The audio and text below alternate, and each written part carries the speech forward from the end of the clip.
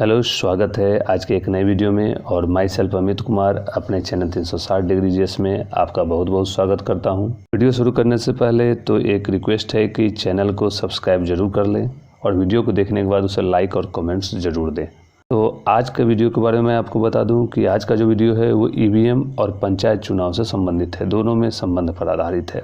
जैसे इस वीडियो में हम जानेंगे कि कैसे ईवीएम से पंचायत चुनाव होते हैं या होंगे, और जानेंगे कि M2 मॉडल ईवीएम को यूज करना ज़्यादा बेहतर होगा या M3 मॉडल को यूज करना ज़्यादा बेहतर होगा।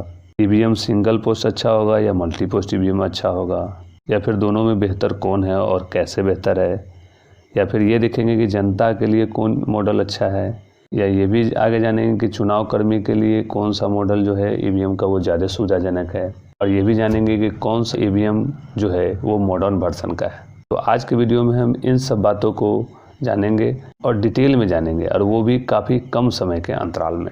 सबसे पहले तो मैं आपको बता दूं कि ईवीएम का अर्थ होता है इलेक्ट्रॉनिक वोटिंग मशीन, जैसे आप ये सब पहले भी जानते होंगे।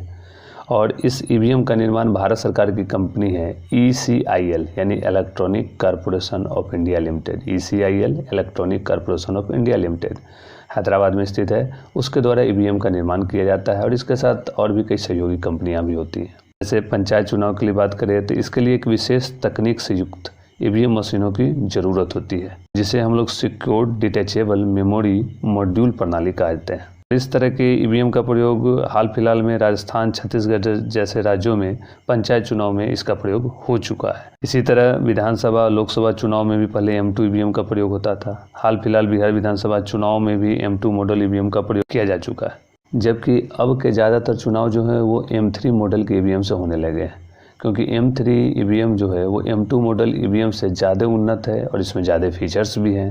और इन सब बातों ईवीएम के अलावा ये भी हम जान लें कि पंचायत चुनाव जो ईवीएम से कराते हैं उसके कई फ़ायदे हैं। इसलिए चुनाव आयोग या सरकारें ईवीएम से पंचायत चुनाव कराने के लिए अब तत्पर हैं। फ़ायदे में देखें तो चुनाव जो होंगे पंचायत चुनाव वो लोकसभा और विधानसभा की तरह पारदर्शी होंगे। और देखें तो मतदान यानी वोटिंग की प्रक्रिया और मतगणना यानी काउंटिंग की प्रक्रिया जल्दी हो सकेगी ईवीएम से कराने पर। ईवीएम का और फायदा होगा कि काउंटिंग में बैलेट पेपर से जो धांधली होती थी वो धांधलियाँ अब बंद हो जाएंगी।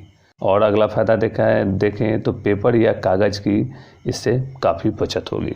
जैसा कि मैंने बताया कि M3 मॉडल उन्नत है, इसीलिए बिहार सरकार ने अपने पंचायत चुनाव के लिए इस मॉडल की डिमांड की थी, लेकिन अवेलेबल नहीं होने के कारण M2 मॉडल की ही स्वीकृति दी गई, जिसे हम लोग सिंगल पोस्ट ईवीएम के भी नाम से जानते हैं। लेकिन ईवीएम के इन दोनों मॉडलों में बहुत ही अंतर है। M2 मॉडल और M3 मॉडल में काफ़ी अंतर है। M2 मॉडल मतलब सिंगल पोस्ट ईवीएम, M3 मतलब मल्टी पोस्ट ईवीएम। अगर अंतर देखें तो पहला अंतर M2 मॉडल जो है वो ओल्ड वर्जन का है, जबकि M3 मॉडल जो है वो लेटेस्ट वर्जन का है। और अंतर बात करें तो M2 मॉडल में प्रत्येक 6 पद के लिए जो हमारा पंचायत चुनाव होता है उसमें 6 पद के लिए 6 बैलेट यूनिट और 6 कंट्रोल यूनिट चाहिए, यानी कुल 12 सिस्टम चाहिए। जबकि वही अगर M3 मॉडल का यूज किया जाए तो उसमें 6 पद के लिए 6 बैलेट यूनिट और मात्र 1 कंट्रोल यूनिट, यानी कुल 7 सिस्टम चाहिए। और अंतर देखें तो पंचायत चुनाव के लिए इसमें 6 डिटैचेबल चिप की ज़रूरत पड़ेगी M2 मॉडल में, जबकि M3 मॉडल अगर यूज करते हैं तो उसमें मात्र 1 डिटैचेबल चिप की ज़रूरत पड़ेगी। तो इस तरह देखते हैं कि M2 मॉडल में 6 चिप को निकाल कर अगले चरण के मतदान के लिए भेजा जाता है, तो जिसमें ज़्यादा समय लग सकता है, परेशानी ज़्यादा हो सकती है।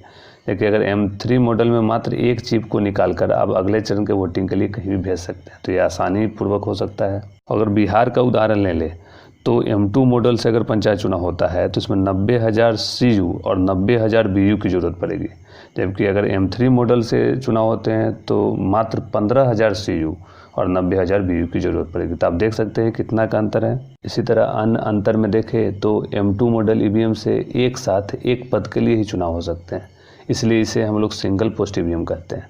जबकि M3 मॉडल ईवीएम से एक साथ में 8 पदों के लिए चुनाव कराए जा सकते हैं, इसलिए इसे मल्टी पोस्ट ईवीएम कहते हैं। जबकि हमें सिर्फ पंचायत चुनाव में 6 पद के लिए कराना है, तो इसीलिए पंचायत चुनाव के लिए बिहार सरकार या कई सरकारों द्वारा M3 मॉडल ईवीएम की डिमांड की जाती है, जो कि सुविधाजनक होता है। तो इस तरह हमने देखा कि पंचायत चुनाव के लिए किस तरह ईवीएम की ज़रूरत पड़ेगी, कैसे ईवीएम की ज़रूरत पड़ेगी, किस तरह इलेक्शन होगा, इन सारी जानकारियों को हमने आपसे शेयर किया।